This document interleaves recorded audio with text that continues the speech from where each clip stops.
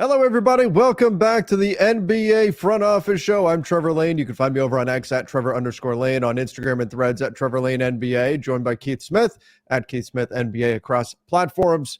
Lots to talk about today. Of course, we have the trade deadline getting ever closer. We've got some NBA news. We've got coaches going crazy, all kinds of things to talk about in this one. But Keith, a little bit of news broke right before we came on, and I guess that's really where we should start. Hold on. I think the Lakers are taking another fourth quarter free throw. Hold on. Oh, okay. No, go ahead. Sorry. Hey, you know what? You wind up taking. I thought you were going to tell me like your dog was going crazy or something like that, and we needed a pause. I'm like getting ready. I'm getting ready to mark down the time so I can go and edit. Hey, you know what? You take a lot of free throws when the other team's fouling intentionally. That tends to happen late in games. Shocker as it may be. We'll get into it. We will get to We've that. got bigger news off the top. Kawhi Leonard gets an extension done with the Clippers. So this, I know you are like, this bothers you. You were particularly perturbed right now because this deal doesn't come out at quite the full max. And I know that your brain right now is buzzing trying to figure out why. Yeah, you're spot on. You know me pretty well. I am. It's weird that he didn't take the full max he could get. He took 153 million over 3 years. And let me start with, it is like the most Kawhi thing ever that this dropped in the middle of the afternoon, late morning on a Wednesday in the middle of January with no leaks, because this dropped from the Clippers announcing it themselves. The Clippers put out there, of course, they didn't put out the terms, but they said Kawhi Leonard is assigned an extension, and then there was the requisite quotes and stats and everything else. So now we're in a spot where basically what he could have extended for was 4 years, about 223 million. It has already been confirmed. It is not that. It is only 3 years long, and it's 153 million, which is less than the 161 and change that he would have been eligible for. So he left about 8.5 million or so on the table in this extension with the Clippers, which that part's not jumping out to me why he would do that, but just, incredible work for the Clippers, getting him locked up for the next 3 seasons. Do you think the Clippers negotiated him down? I mean, they're so far. They've spent so much money. It's not like this gives them added flexibility. It's not like they go to Kawhi and say, hey, if you take a little bit less, we're going to be able to go sign this guy that's going to really help us. They're not in that position. So yeah, what's happening here? And that's, I'm sure that's what's bothering you.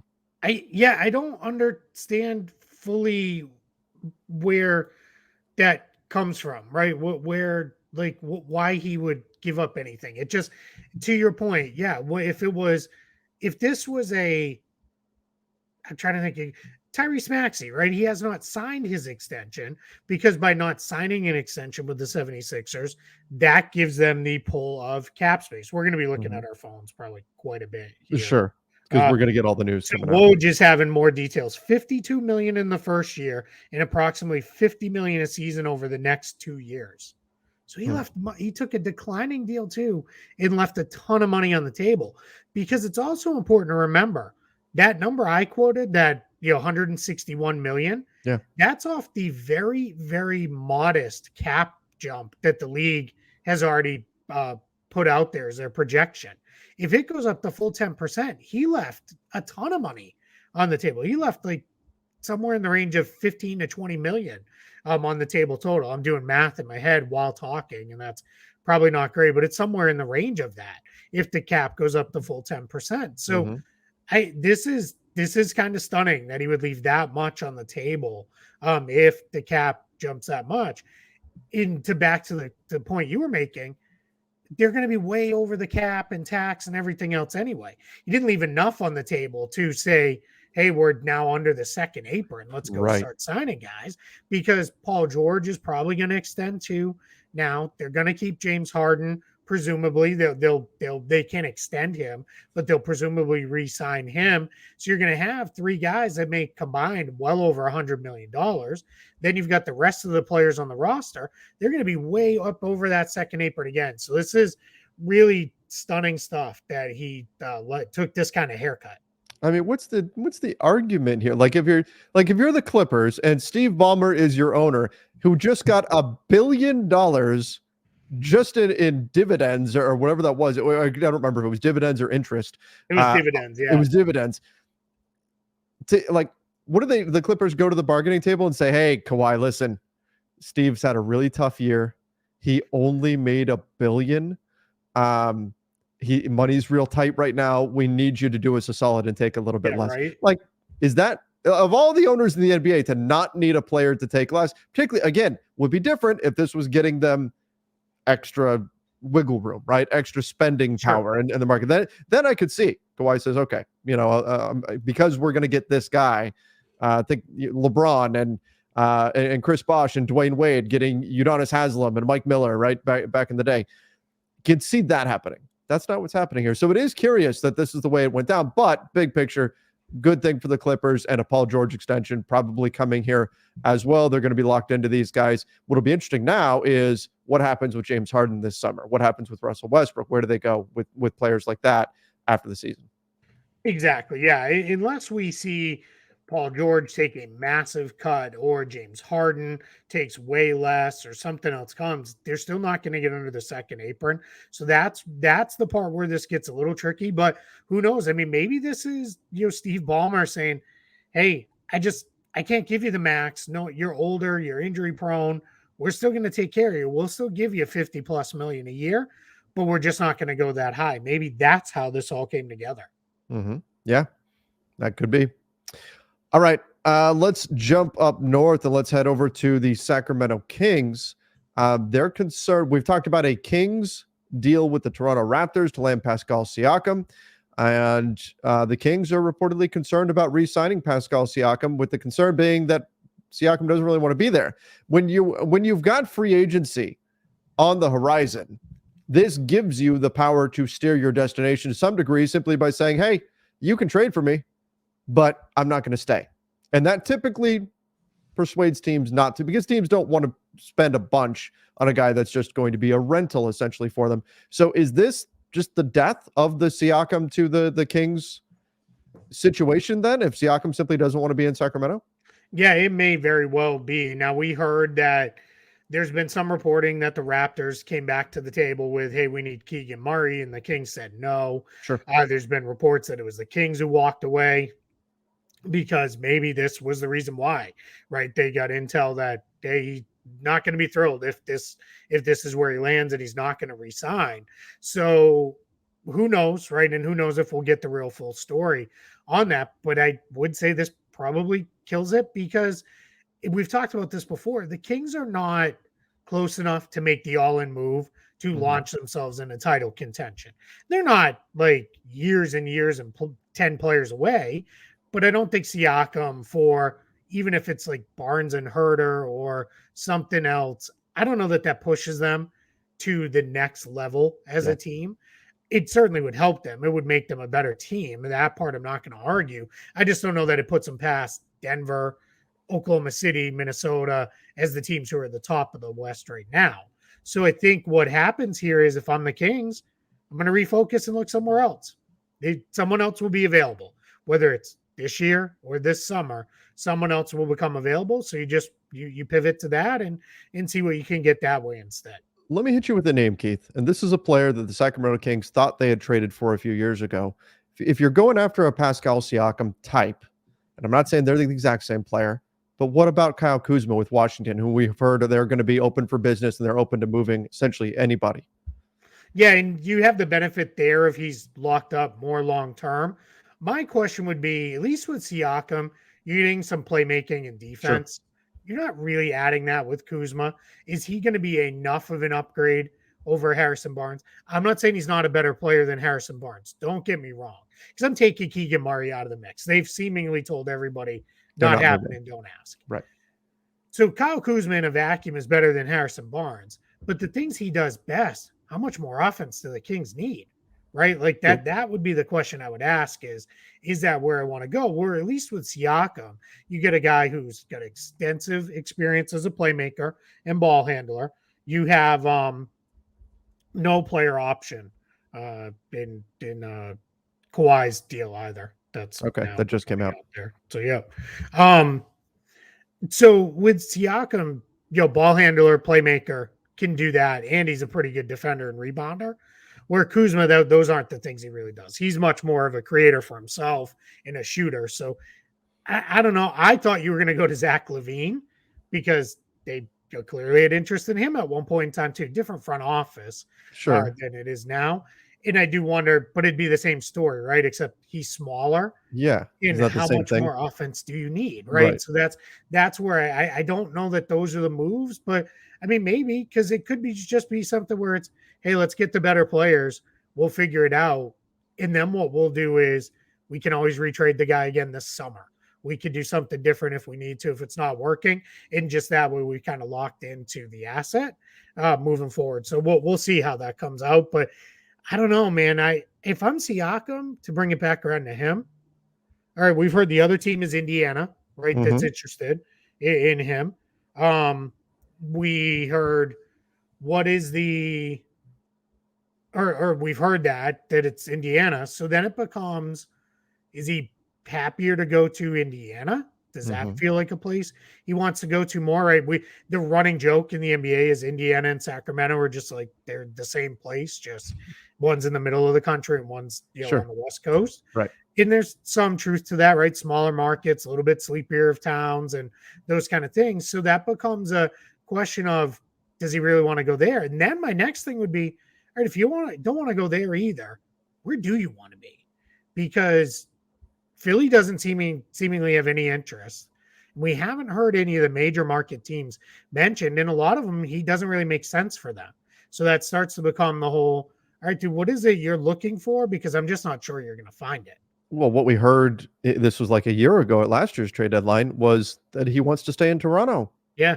I mean, is that could just still be the case where he's like, But I then don't get want to the be traded. extension done, right? Like, Yeah. like that, like I would just get the extension done then. Yeah. But yeah, Unless maybe there's not a number that he likes that's out there.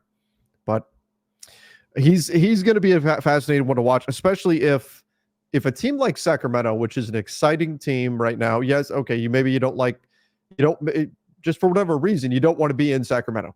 But you look at the team and the type of basketball they play, you could see Siakam thriving in that kind of situation. We can argue whether or not that actually boosts the Kings to the next level, but this is a offensively dynamic team that Siakam can get to. His numbers would go through the roof there. He'd be a big piece of what they're doing. And if that's not a team that he's interested in going and playing for, maybe he has an issue geographically with Sacramento. I don't know. But then what is it? Then who is the team that he's willing to go to? And so that's going to be something that hopefully will be revealed by the trade deadline. All right, Keith, let's get to it. Free Darko. good website. I think it's still around, right? Does it still exist? Yeah, maybe. Not sure. So last night, Raptors and Lakers. Afterwards, Darko had quite a bit to say, didn't he, about the game, the way it was officiated. And I'll tell you what, Keith, from this perspective, obviously I don't agree with him, but from this perspective, I kind of like it. Like, here's the thing.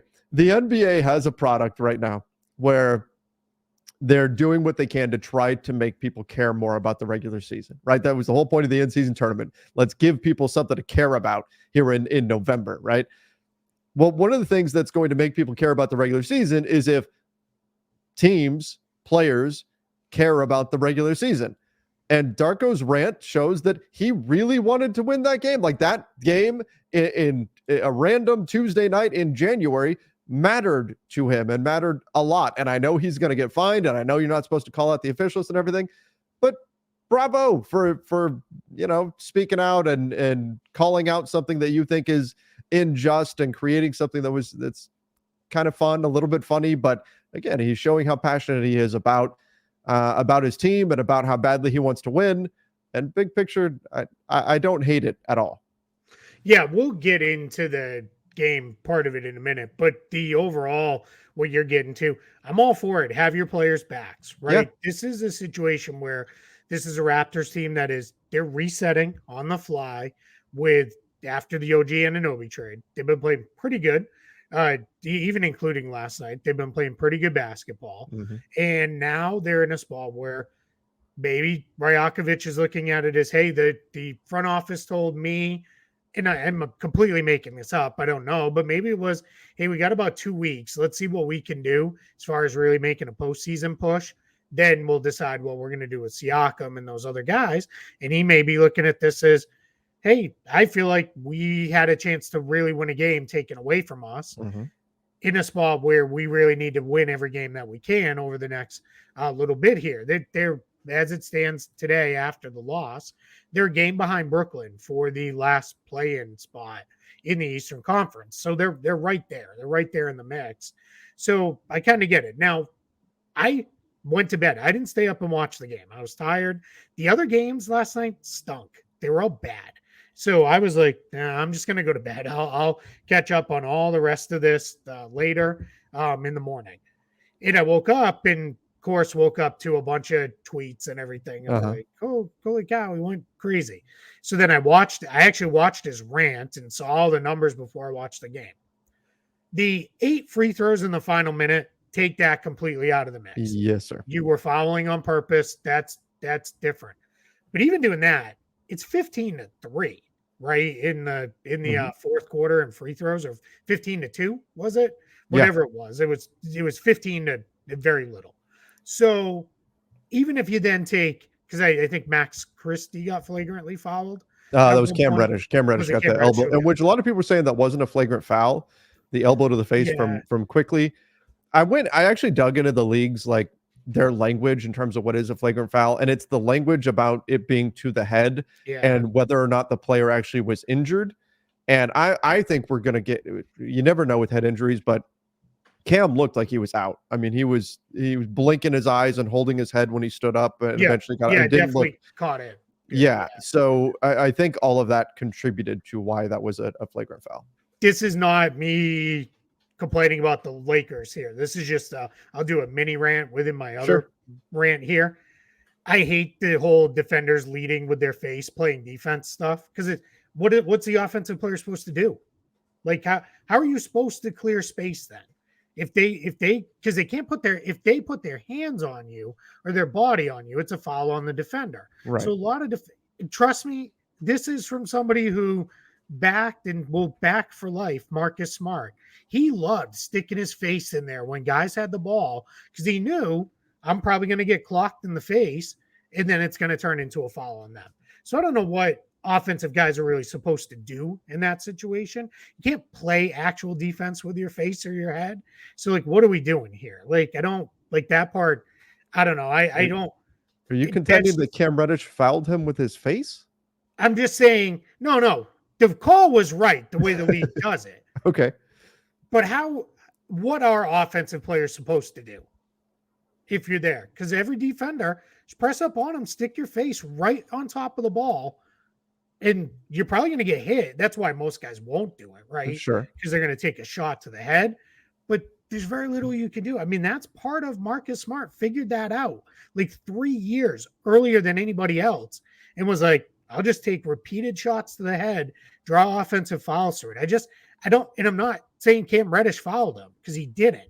I just don't understand why we allow that to be a thing anyway, right? Like, it's just, you can't play defense that way, right? You know, you're not out there blocking shots with your face. So it's like, what are you doing? Like, I don't know. That part just has always bothered me with this. Now I could spin off into a million directions. It's like, I hate the charge rules and the way they're enforced too. You're just penalizing guys to get other guys hurt. I think we've lost the plot with actually play defense, like play real defense. That's one of the single biggest issues I have, is guys just don't play real defense. Taking charges when you beat a guy to the spot and the guy runs you over, that's different than he's coming down the lane, let me slide in while he's already in the air. Slide in under him. He crashes in. And that's supposed to be a defensive foul. If you slide under a guy when he's in the air, never call it. They're not as aggressive enough with it as they need to be. They need to look at with a second a guy's foot leaves the floor. That's when it's supposed to be. And they don't do it. I agree with you 100%. They do it by if you're moving when contact is made. Which is not right. That shouldn't be what it is. Yeah. And again, some of the league's better, smarter defenders can read those plays really well. So, all right. So now we'll get off all that. So let's take those 2 free throws out of the mix too, because shit happens. Excuse my language, but stuff Sure. happens in games, right? So we take those out of the mix too. So we're still at like 13-2. 13 free throws in a quarter is a lot. Nobody should want to see that, no matter what team you're rooting for. Free throw contests are stupid. If you want to watch those, go down to the local CYO. They have them like every weekend with little kids, if that's what you enjoy about basketball. So I don't think once you remove all that stuff, if you could sit down and talk with Darko Rajokovic, I don't know that he was saying we weren't fouling. I think his problem was the other end of the floor. Yeah. I think he wanted more calls. I think he felt like Scotty Barnes was getting hit. Watching it, I don't really care who wins out of these two teams. I have no affinity for the Raptors either. I thought Barnes got hit on a few drives that could have been called. So that's where I think his complaints are more coming. I know a lot of people thought it was all about the Lakers took too many free throws because he referenced those numbers. I think he would have been fine if it was like 23-20 in free throws in the fourth quarter. I think he would have said, it is what it is. And he probably wouldn't have said a word. I don't know that there was that big of a difference, but I kind of get where he's coming from, but I'm not willing to fully die on that hill either of like, oh my God, he's completely, right. Like this game was rigged. Like we're seeing a lot of other people say and stuff. So I don't know. I just kind of left it as like, all right, I'll take the rant for what it was and good for him for having his players back. Sure. I just don't know where this whole thing was. It just didn't scream out to me that there was this massive inequality anyway. No, I think that we've got an issue where there's this idea that an even number of free throws equates to a correctly officiated game, and that's simply not correct. And I think that the Raptors had a big problem coming into the game, and they knew it. We had Luka over on Lakers Nation. I was over on Raptors Nation, and we talked all about it heading into the game. The Raptors did not have Jakob Poeltl. They had no one to defend Anthony Davis. I had Thaddeus Young was out there, and I had a lot of people going, "Oh my God, Thaddeus Young's still in the NBA." Yes, he is, but that's who they had defending out there. So the Lakers in the fourth quarter, the first quarter, Anthony Davis went crazy. 16 points in the quarter. Raptors couldn't do anything. Second, third quarter, Lakers go away from him. Raptors defense are doing a good job denying and all of that. Lakers forced the issue and said, we don't care. We are giving the ball to Anthony. It's like when a quarterback locks in on one receiver and says, I don't care if you're defending him. I'm putting the ball up and trusting my guy to go get it. That's what the Lakers did with Anthony Davis. They just kept feeding him the ball, and the Raptors couldn't do anything but foul him because he's Anthony Davis and you don't have your center. And that's unfortunate for the Raptors, but that was the situation. And so they were racking up all these calls because they had no way to deal with Anthony Davis. And so that was a big piece to all of this and why the Lakers wound up with so many free throws. But again, an even number of foul calls doesn't mean it's a properly officiated game. I thought there was one, and I'm biased. I'm going to look at everything through purple gold lenses. It's the way that it goes. I'm sure Raptors fans look at it very, very differently. I thought there was one call the Lakers got where maybe they shouldn't have, where Austin Reeves got a foul call and got a couple free throws on that. Otherwise, I didn't feel like the Lakers were being gifted a bunch of calls. I thought there was a review that took 37 minutes. Not really, but a review on it. I mean, Emmanuel quickly comes up. Anthony Davis is in the air. He just reaches out and pushes him. And that review call, we were sitting there just waiting and waiting and waiting. It took the referees forever to come to the conclusion that, yes, it was a foul when it was obvious in the first 5 seconds of looking at it. I'm there were some issues point with reviews and challenges. Just get rid of it. Yeah. Like I was so beyond, like when they reversed that call against Buddy Hield, where he clearly hit Jaylen Brown in the head. It was like, what are we doing here? Like you reviewed it when all the video shows you that he hit him in the head, and like you reviewed it and said like he didn't, then told the player he didn't get hit in the head when we all saw it. Then you called less contact on Kristaps Porzingis, then the last 2-minute report, which get rid of that thing too. Like I sat there yesterday waiting for that stupid thing, all afternoon it felt like. And I finally said to myself, and I even tweeted this, like, I don't know why I care so much. It's not going to change anything. No. They're not going to come back and be like, oh my God, we screwed up so much. Come back and play, the overtime period again. That has happened a few times. Yeah, that was That's though with legit stuff where they were wrong. Like that Heat Hawks game where they fouled Shaq out and Shaq didn't actually foul out. Yeah. That's like the famous example of where they came back and said, hey, we have to make up the game. And the funny thing was, if I remember right, Shaq wasn't even on the team when they actually made up the part because he had been Is that right? to I Phoenix. didn't remember Yeah, that I part think of it. so. Yeah, if you look it up, I think that's what happened. So, but they're not going to come back and replay the game. But then when they, in their last 2-minute report, said, yeah, the Jaylen Brown call was right. Like, you can make contact to a player as long as you make contact with the ball. We all know that by now, but not if you hit him in the head first, which, again, the video is pretty clear. Then they come out and say, yeah, and we missed an illegal screen on Miles Turner, and the Kristaps Porzingis foul wasn't actually a foul. So it's like, what are we doing? Like, Yeah. what? Like, who feels better about this today? Yeah. Right? They're Like, nobody. trying to say, look, we're being transparent, Yeah, but but it I doesn't really help. I will also say too, the deeper in all of these leagues get with the gambling and everything, is the worse this is going to get with this stuff because people are Oh, yep. now. We Oh, the have refs bet the under or whatever, right? yeah, That's what I'm we have saying. all these tracking of ref stats and all this stuff, Yep. things where like Mark Cuban talked about it, about how like, hey, we were doing this years ago, but now we know, right? And the players all know, like, okay, we've got, ref X tonight.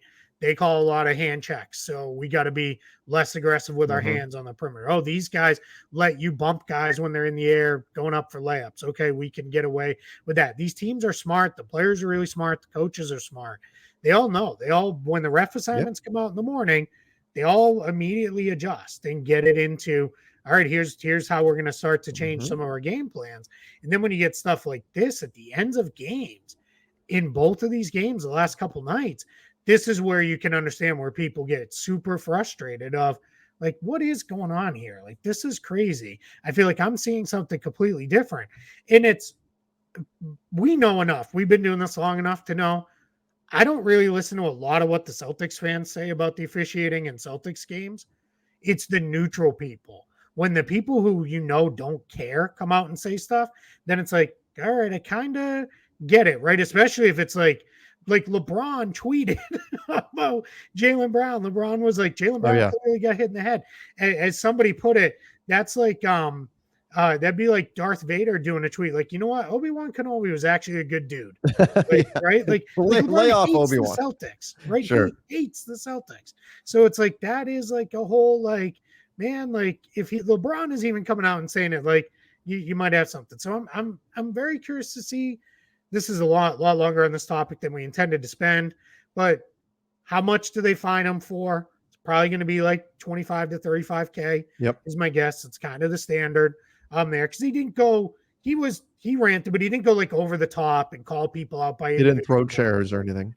Now, we'll say this too. There's a bunch of Raptors folks out there who are like, Ben Taylor doing Raptors games. That probably needs to be looked at this point because like everything that has happened bad to them in recent years has been like a Ben Taylor game, and the league has precedence with this. They pulled oh my gosh, I can't think of his name now. He's the guy. He does like the super wordy explanations on the reviews. Oh. It's not Scott Foster. No, he's the black guy with the mustache, and I just can't think of his name. Billy something. Yeah, it's right there. Think of his last name. It's killing me. But they took him off Celtics games like 15, 16 years ago because him and Doc Rivers had such Bill Kennedy. Billy Kennedy, yes. There you go. Him and Doc Rivers had such major beef that he wasn't allowed to call Celtics games for a little while.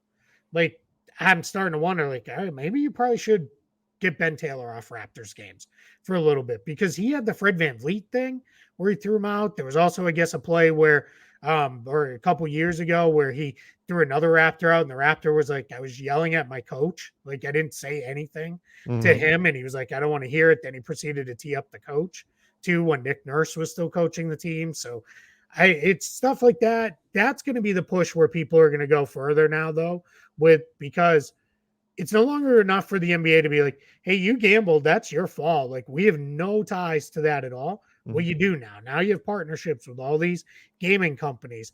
You're going to have to do something to make people feel a little bit better about this stuff. Yeah, well, and no matter, look, this is where like bias comes into play because no matter what, if there's a close game, if there's any kind of controversial call, that's the first thing everybody's going to go to. Oh, They're going to, right, depending on what side you're on, right? They're going to go to it and they're going to say, well, my team got screwed because of this, because this was the line and this was what, and that's something the league has to contend with, and that's part of the last 2-minute report, to try to be like, look, we're on the up and up, we're calling ourselves out here, we're policing ourselves, all that sort of stuff, but it's not going to prevent any of that kind of discussion from taking place. People are always going to wonder, and I do think they need to do everything they can to be as transparent as possible, and it's still not going to change, because anytime you get a call that you don't like, which again, we all look at the game through the lenses that we want to see it through, that's going to be the go-tos. Like, this guy doesn't like my team, and this is the betting line, and this is why, and all of that. You get it before every playoff game. Oh yeah, somebody here's the tweets officials. Out this official is the Orlando Magic are 2-25 in the last 27 games officiated by this official.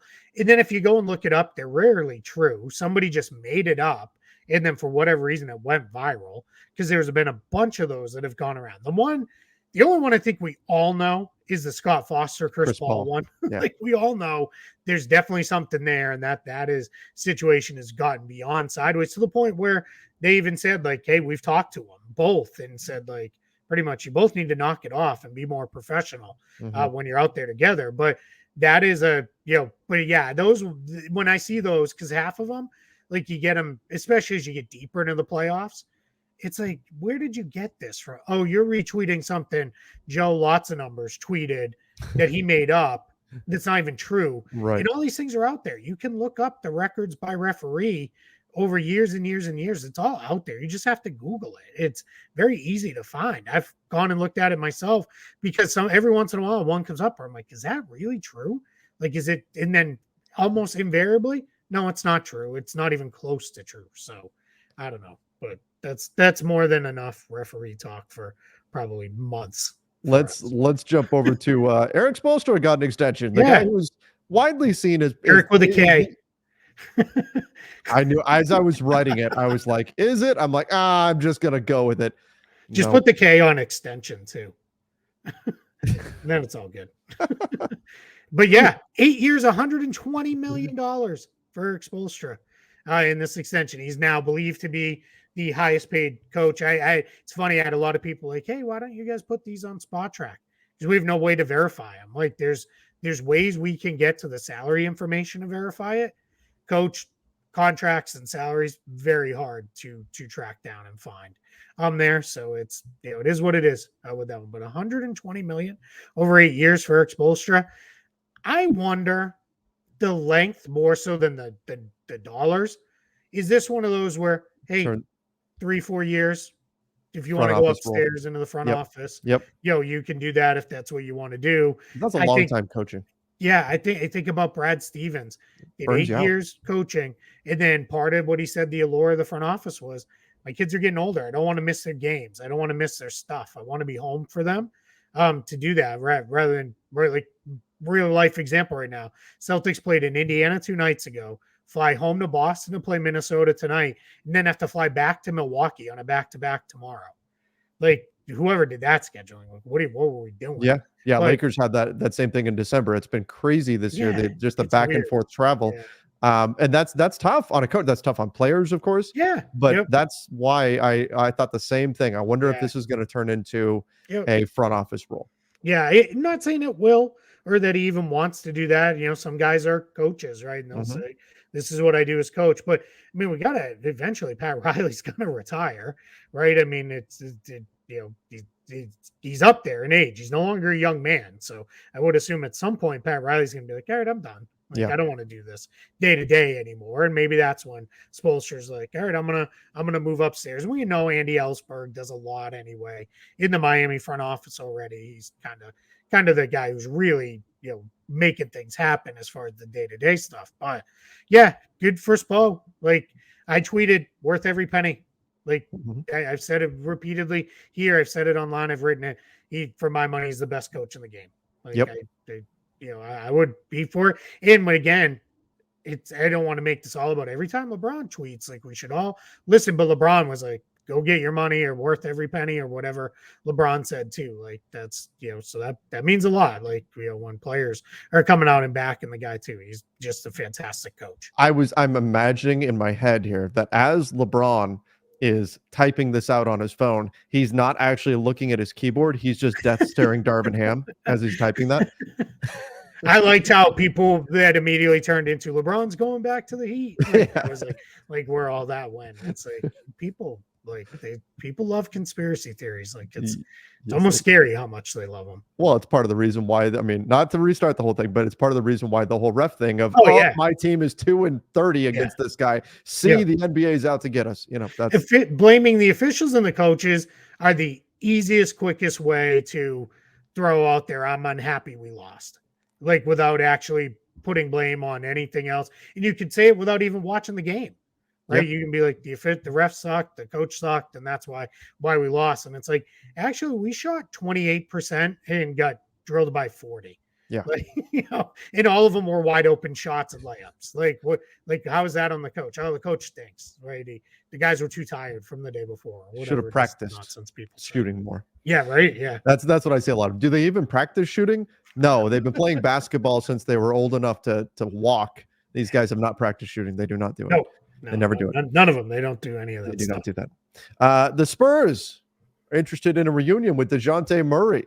Sure. Potentially a landing spot. Why not? I mean, I guess if for the Spurs, you're trying to land young players that are going to come up with Victor Wembanyama and everything, and he's still pretty young, but it is a little strange. But we heard, I believe it was last week, Chris Haynes said there's the trade market is the opposite essentially of Zach LaVine, where it is not barren, it is very robust, and there would be a number of teams that'd be interested.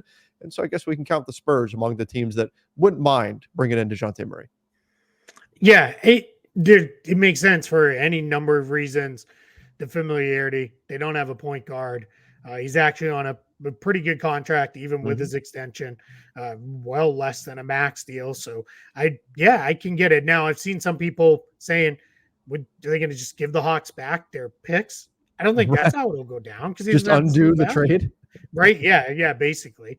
But he doesn't have that same value anymore, right? Like I think he's seen as less of a value than he was when they traded him. So I don't know how this would play out. Maybe the other thing is this would be really interesting, because I almost want to see it come down and see, like, do the Spurs think in a year or two they're better than the Hawks, or do they think the Hawks will be better? Because if you give the Hawks back their pick, or like even if it's only one first rounder, and you keep your own, you're basically saying, all right, we're admitting we've got further to go than they do. Or if you're like, no, we're going to keep their pick because we think we're going to be good and we think they're going to fall apart and stink. So that part of it just gets interesting, where you do have this, hey, we already made a trade component there. So yeah, I get it though. I get it. I'm starting to get the feeling Dejounte Murray probably going somewhere. We do this now on our Wednesday shows, right? We catch up on Woj's threads. Yeah. He said he had one about the Hawks. So let me find it here. I got to get it. There's 9 minutes. I think it was something to the effect of like everybody's available. Yeah, they're open for business. Yeah. Let's see. He said, I think the Hawks are open to almost, and he put almost in all caps, anything at the trade deadline. But there's no question they've gone as far as they'll probably go on Dejounte Murray's pairing with Trae Young in the backcourt. They're talking Murray deals and others throughout the league. So I'll be surprised if Dejounte Murray's with the Hawks come a month from now. Yeah. When the deadline 100%. passes. Do you want me to run through a couple more things that he said too? Sure. Yeah. Pacers are very, very determined to not include Jarris Walker in any trade. Hornets have no intention of trading LaMelo Ball. Pistons are trying. He expects them to be active, and he does think they'll make some changes to the roster. Somebody asked about John Collins, and Collins just arrived in Utah, right? Give it some time there. So maybe that's his way of saying no. Daryl Morey's always big game hunting. Then he basically lays out all the things we know about. They've got draft picks, all this stuff. So yeah. So that's the latest from Woj. All right. Last thing, you had something on season awards. I know you wanted to talk about. Yeah, this is just in the news a little bit because Jimmy Butler was asked about it because he's only a handful more games missed from not being eligible. Mm-hmm. For remember, you got to play in at least, what is it, 65 games 65. to get there. Jimmy Butler gave a pretty humorous response, which is a lot of truth involved in. I don't really care about awards. I only care about hanging banners. So, okay, I get it. But Joel Embiid is also starting to creep into the territory where a sprained ankle that keeps him out for 2 weeks probably knocks him out of being eligible. And then that becomes a real test case, right? For, whoa, wait a minute. Like this guy, what if he gets to 64 games? Like what happens? There are some is the league going to exemptions. interpret? There are exceptions. Yep. So that's going to be, how does the league fully interpret what that all looks like? Yeah. How does that come down? So we could be in a spot where we could see this matter. Maybe it doesn't. We could also be in a spot where, let's say Philly has everything clinched with a week to go, they generally would be more likely to be like, all right, you're not going to play. But there may be a, hey, we got to get you out there on the floor. And then do we run into, well, he played. Oh, yeah, he played 13 seconds and then he left. Like, where does that land out? So those are going to be the things that are going to be interesting. I think there was exceptions for, they could have 1 or 2 games a year where they played less than 20 minutes or something like that. Yeah. I don't remember all of that. We'll refresh ourselves when it really becomes a story. But it is just something to keep an eye on as far as if you're tracking this sort of stuff already. Some guys have already missed quite a few games, and that 17 is really not all that many when you get into the heart of it. If you've already missed like 10, that's like one rolled ankle away from, all right, now I missed out on awards. Yep. Yeah. And so tis the season. We're going to start coming up with this type of stuff as these missed games are starting to rack up, and that's going to potentially start eliminating players from these postseason awards. All right. Well, I think that's about it. Appreciate everybody for joining us. Again, make sure you subscribe. We're going to keep you up to date on everything going on in the trade world as we get closer to that February 8th trade deadline. Turn on those notifications as well. And of course, follow us over on Apple Podcasts, Spotify, wherever you listen to podcasts. All right, everybody. Till next time. See ya and stay safe.